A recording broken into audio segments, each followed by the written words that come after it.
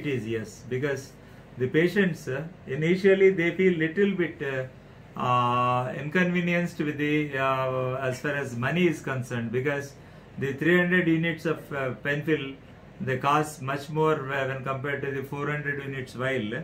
But once they are used to that, the ease of use and virtually painless, and then the accuracy and all these things they do consider in the long run. So they come to a conclusion that it's always safer and convenient to use devices, either the NoPen 4, especially the NoPen 4, when compared to the vials and the syringes. But still, large subset of my patients who are economically very downtrodden, they still use vials and the syringes also. Yes, sir. Thank you, sir. Thank you for sharing, sir. And also, I would like to know, like that, as you said, that initial part when starting the pen devices, there is that inertia. Yeah, slight. That's what, slight resistance from the patients, only from the perspective of the money. Yeah, the cost is the biggest barrier. If you can reduce the cost of the pen fills, so that will be very easy for everybody to switch over to the NoPen 4. That will never be a problem, because see, they count the money actually. At the end of the day, the patient counts money. See, it's not a problem with the affordable segment. So they don't have any problem. They can use the Rhizodec, or they can use this particular Tresiba. They can use anything, even the Novomix or whatever it may be. They don't mind using it. But when it comes to this particular syringe and vial users switching over to our in the initial period only, they have some sort of inertia or resistance, just keeping the money in mind. And after a couple of weeks, they come to know that it is very convenient, and it is very, when compared to this particular the cumbersome vial and syringe procedure, so they can as well carry the pen, they can as well take it as and when they require it. That's not a problem. So they feel much more comfortable when compared to the previous the pen and syringe experience, Praveen. Yes, sir. Thank you, sir. Thank you. Yes. Again, I would like to extend the question, sir. Like, does it translate into better quality of life, sir? Absolutely. That's going to ultimately translate into the better quality of life. Certainly, yes.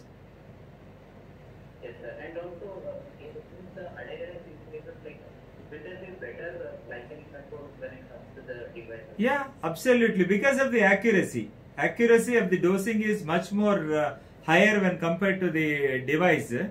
So naturally, the quality of the life improves, and everything counts, and the adherence also increases, and the glycemic control improves, and each and every parameter improves with this particular the starting from the pain until the glycemic control. It is much more convenient when compared to the this vial and the syringe, Praveen. Thank you, sir. Thank you for sharing, sir. The next question I would like to ask is, like, despite uncontrolled or multiple OAD, there is still that therapeutic inertia or time initiation. So Yeah. what can be the best practices to break this inertia? Can you please share, sir? This is the inertia, the therapeutic inertia. I already have explained in my talk. Yes, The therapeutic inertia may be the clinician's inertia, the clinical inertia, or the patient's inertia. So we need to have some patience actually. First of all, whenever we have larger set of patients, even whatever be the set of patients, if you have 10 patients or if you have 100 patients, what is required for a doctor is more patience. With a lot of patients, we need to counsel the patient, and if you can counsel the patient in a proper way, if you can highlight the advantages of this particular the insulin, the initiation of insulin, whatever may be the choice of insulin is that differs from the basal insulin to the basal plus or the the biphasic premixed or the regular insulin in some cases, or the basal bolus regimen, or the biphasic premixed insulins, let it be the human insulins or the analog insulins, whatever it may be, it takes some time to convince the patient. The patient also should have some confidence in the treating clinician actually, otherwise he will not accept either the costliest therapies like the SGLT2 inhibitors or the GLP-1 receptor agonists, or the insulins are the biggest barriers is the lack of confidence. That's what the clinician should be so confident enough that he must be able to convince the patient in a single shot.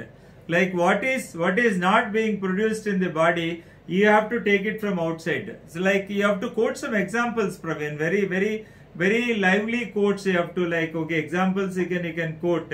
Like if you don't cook in your house, you don't starve. I think you get some food from outside, you eat. That is how you have to, like, if it's a bank personnel, I'll tell him in his language. So you have an ATM card, but your ATM card is all the time getting declined whenever you are using it, means only thing is you don't have the sufficient funds. So the pancreas has lost its funds totally. So in ATM you can always refill, but this is not a the type of refilling technology is not there. God has not put the refilling technology to the pancreas. So once it is over, that is the stage of pancreatic bankruptcy, you need to go for, whenever there is the deficiency of the endogenous insulin, you have to go for the exogenous insulin. Like you can quote several examples, and you can make the patient make him listen to your this thing, the examples, and make it very lively. The session should be lively, and you should never pose it as a threat. The initiation of insulin should never be a threat to the patient. So likewise, if you can convince the patient, and to the best of my knowledge, 99% of the patients, they do listen to me, but 1% they are resistant, but I just give them an agreement. So this time, okay, this is the last time I am listening to you. You are totally resistant to insulin. You don't want to be on insulin. So I'll let us go for a gentleman's agreement. Okay. So if I add this particular, the last tablet, if your blood sugars are okay by next month, it is okay so that I listen to you. If they are not okay, you have to listen to me. That is what I make an agreement with the patient. So that when the next time, obviously when there is the secondary OAD failure that sets in, no OAD would be effective, not even the DPP4 inhibitor, not even the GLP, the SGLT2 inhibitor, whatever it may be, it is not going to work out at all. So naturally, inevitably, the patient has to listen to my words. So what is more required is a lot of patience from doctor side to break the clinician's inertia or the clinical inertia, or you must, like, you have to develop a confidence in the patient. That helps you to come out the barrier of the patient's inertia actually.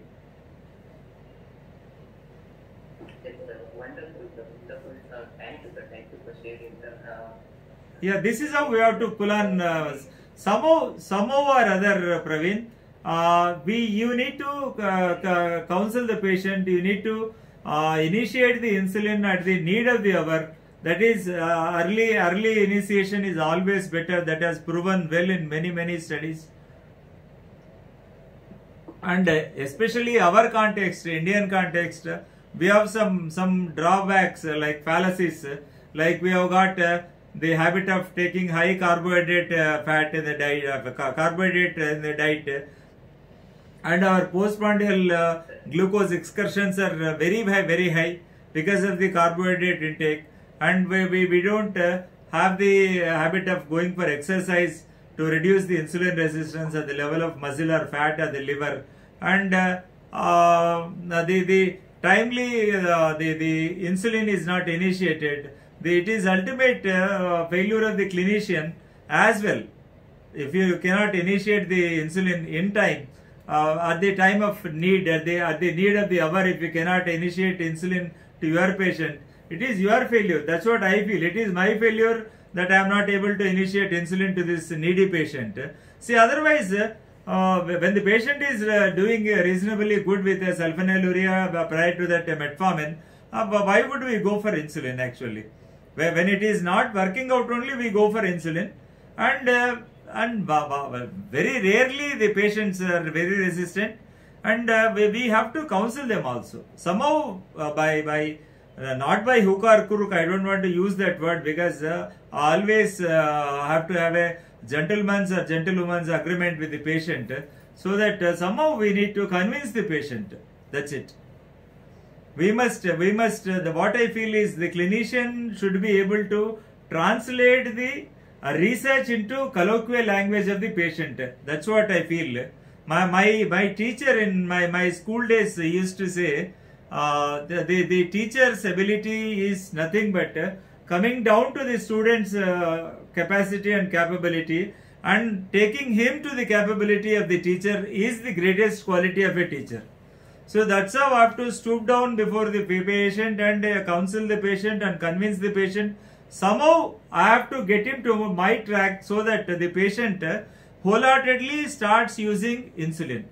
That's what. I never use insulin as a threat. If you don't take insulin, you are going to die. If you don't take insulin, your quality of life is gone. If you don't take insulin, you have erectile dysfunction. This is not the way you have to threaten the patient. That's what I believe in, Praveen. My clinical practice. My 3 decades of experience that has taught me in a vast way. And because of my great teachers, I am here. I am always indebted to my parents and my teachers all the time, and my patients for giving me the vast experience also, Praveen.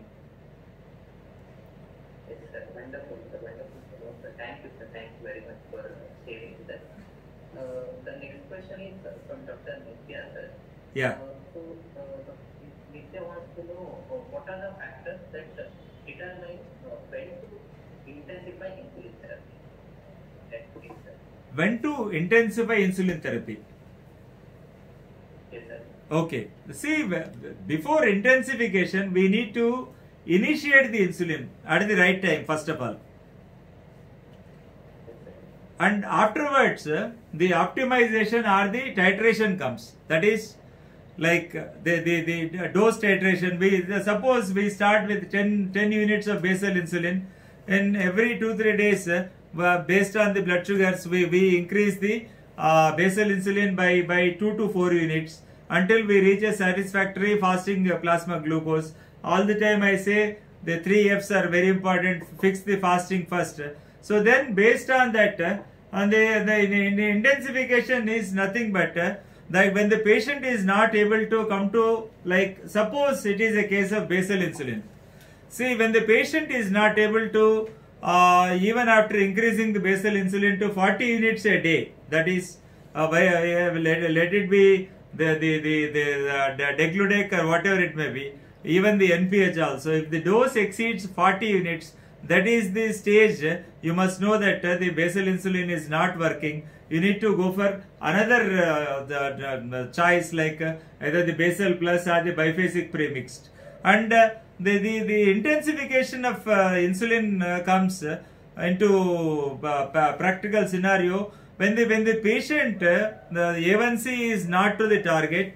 If the A1C is the fasting plasma glucose is not to the target, and the postprandial 2-hour postprandial glucose is not to the target, or the 7-point formula of self-monitoring of blood glucose is not to the normal, that is the time when you have to intensify your the insulin therapy, so that you need to increase the dose. And before that, you need to check the tolerance of the patients and whether he is really taking the insulin, and whether he is really observing the time, that is making the 12 hours apart, that is morning 9 o'clock or evening 9 o'clock. That is, if it is a case of biphasic premixed human insulins, the patient is observing the half an hour gap before the insulin prick and the breakfast. So because everything is in the form of hexamer in the bottle, and then once it is injected, that hexamer breaks down into a dimer, dimer breaks down into a monomer, and monomeric insulin is the active principle, and that is the time taken for the biodegradation from hexamer to a monomer is 30 minutes approximately. So we need to counsel the patient, we need to take the information in such a nice way that it should not be like a police interrogation, or chamber should not become a court hall. So nicely you have to gather the information when you take the insulin and when you take the food.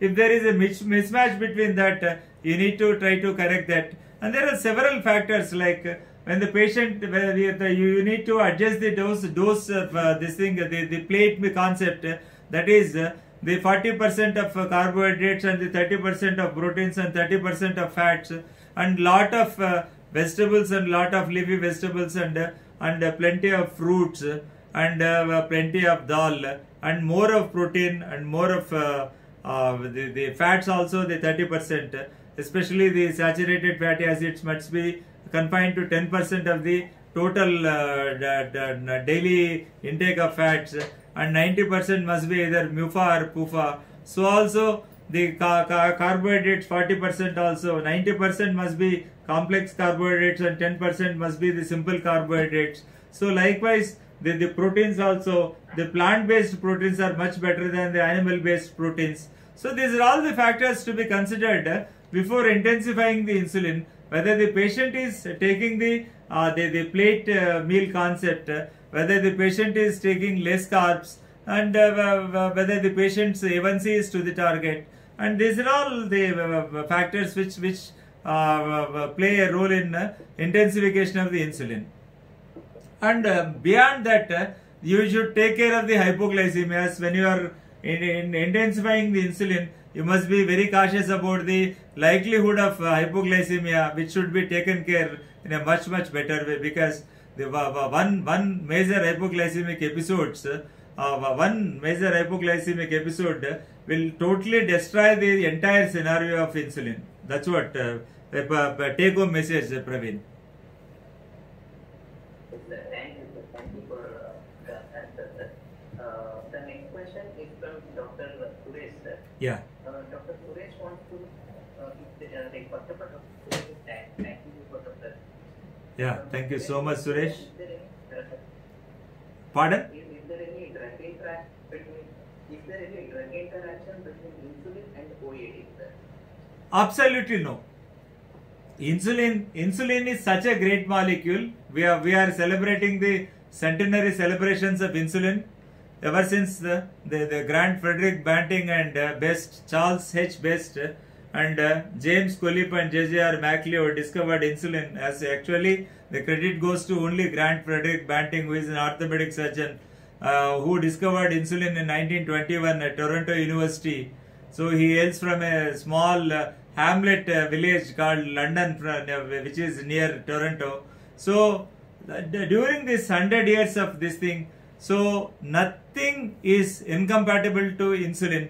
Every oral anti-hypoglycemic agent, or every oral anti-diabetic agent, any OAD or any OHA is compatible with insulin. Nothing is like only a drug that we should not combine is, as per the latest guidelines, is the thiazolidinediones, either the rosiglitazone in the US or the pioglitazone in the India, in our country, should not be used simultaneously to the same patient for the fear of heart failure.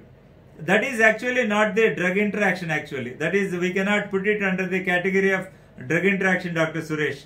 It is likelihood complication of this thing, because both they can lead to either the thiazolidinedione, the pioglitazone or the rosiglitazone. They may lead to the volume overloaded states, and insulin is also that may lead to a volume overloaded state, so that the selection must be selection of the patient. When the patient, you want to put the patient on thiazolidinedione, must be very vigilant. We should rule out all the volume overloaded states like heart failure, or the lung failure, or the liver failure, or the kidney failure, anything, any failure and the volume overloaded state, like even the anemia also. where the hemodynamic disturbance is there, where you are not supposed to take this particular molecule, this particular pioglitazone. And if you combine these two molecules, insulin and the thiazolidinediones, you may likely, your patient may likely to, he may land up in congestive cardiac failure, which we are not well aware of this thing, what goes on in the house of that particular patient. So better not to. But barring that, you can combine with metformin. Insulin can be combined with metformin, can be combined with sulfonylurea, can be combined with DPP4 inhibitor, can be combined with alpha glucosidase inhibitor, can be combined with SGLT2 inhibitor, can be combined with GLP-1 receptor agonist also. So there is no drug interaction with regards to insulin. To any of the other drugs also, not only the OADs and OHS, to any other drugs. Suppose I want to say okay, when the patient is suffering from tuberculosis, maybe pulmonary tuberculosis or extrapulmonary tuberculosis, the patient has got to be on insulin. If the patient is suffering from diabetes, he has to be on insulin at any cost.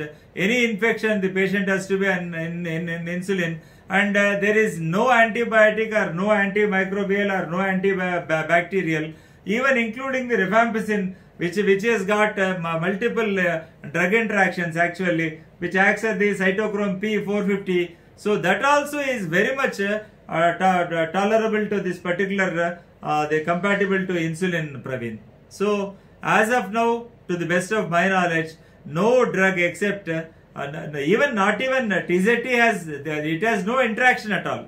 All the drugs on the earth are compatible with insulin. Only thing is you need to be vigilant with thiazolidinediones with regards to pioglitazone, which is available in our country, and the rosiglitazone is available, very much available in the United States of America or in the Western scenario, with a black box warning that okay, you are not supposed to combine this rosiglitazone with insulin. That is called black box warning. That's it.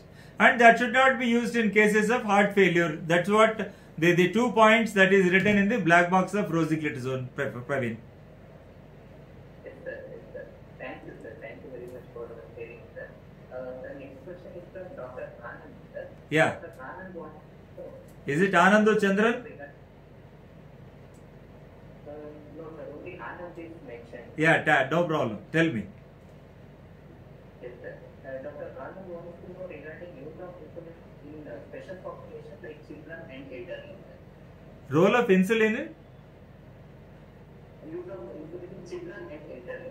Acha, special situations like role of insulin in children and geriatrics, pediatrics and geriatrics. Okay, see, unless otherwise the patient is type 1 diabetic, we don't use insulin to the pediatric population. Maybe it is type 1 diabetes, maybe it is congenital diabetes, maybe it is neonatal diabetes. We have to use insulin inevitably. That's not a problem. And in the geriatrics also, it is elderly people also, it's very safe because this is the safest drug that will not let you down. Only thing is you have to take care of this particular the renal parameters in view, so that the drug of choice in even the renal failure also, whatever it may be, from stage 3B to stage 4 or stage 5, that is end stage renal disease ESRD or end stage kidney disease ESKD, the drug of choice is only insulin. So only thing is you need to be cautious about this particular the non-clearance of the insulin, the insulin getting accumulated in the bodies and the patient's body, because it is not being properly excreted because of the altered filtration of the kidney mechanism. So all of a sudden the patient might get into the elderly patient or even any age group, the patient suffering from the chronic renal failure or the ESRD may get into unexplained hypoglycemias. So you need to be little bit cautious with that. But for that, when the EGFR is okay, you can use it for the elderly patients as old as my patient. I can quote a patient of mine who is 96 years old and still she takes insulin on her own. That is the greatest aspect.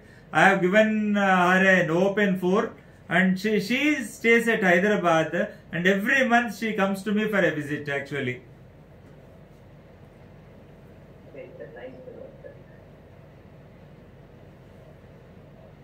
Only thing is, little bit of SMBG is very important in the pediatrics and the geriatric group.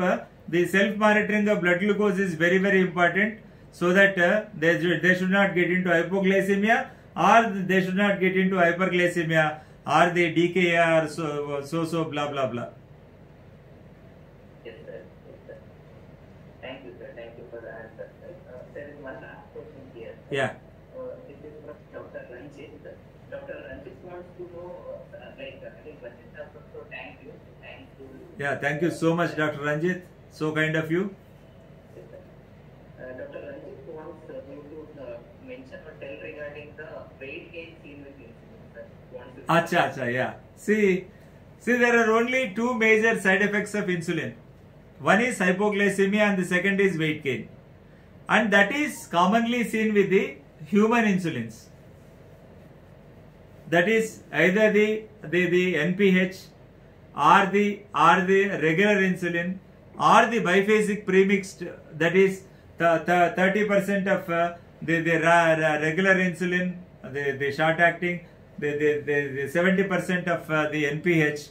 That is more so with this particular the human insulins, and you can prevent the weight gain even with that with the vigorous diet and exercise. You can even, I've seen my very well motivated patients from the last 20-25 years who have been on this particular even this simple bottle and syringe insulins, who have not gained weight actually. See, you should balance in such a way that the other drugs which are used along with insulin should be able to reduce the weight, like SGLT2 inhibitors, or the weight neutral drugs like the DPP4 inhibitors, and try to avoid glibenclamide and glipizide to the possible extent, and try to put them on the maximal dose of insulin, the metformin, that is 2 grams per day, that is 1 gram in the morning, 1 gram in the night, which will take care of the weight.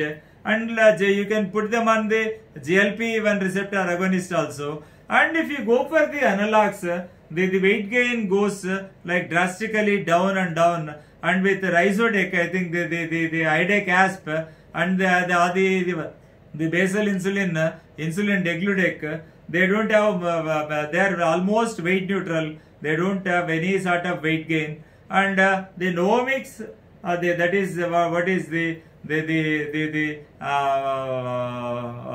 aspart, the plain aspart and the protominated aspart, and that has got little bit of in between, like the high end versions like IDEC asp and the human insulins biphasic premixed. In between, that may cause 2 to 3 kilos of weight gain in the due course. But once the patient is motivated towards exercise and a strict diet and a calorie conscious diet, I don't think weight gain is a problem nowadays. But you have to be cautious with weight gain also.